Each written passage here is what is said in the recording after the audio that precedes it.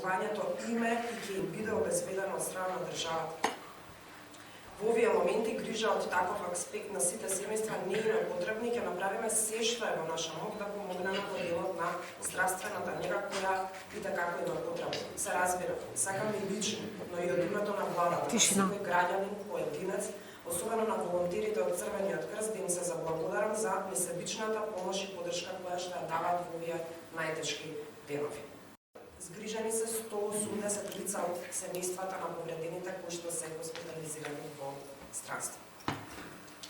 Воедно, во овој момент бевме информирани од страна на Црвениот крст дека се прави формално правно согласување и проценка преку која на сите семејства кои се погодени од ужасната трагедија за почеток ќе биде дадена финансиска подршка во висина од 150.000 денари на секое семејство и истите средства ќе им бидат на располагање за покривање на тековни, дневни, најитни трошоци.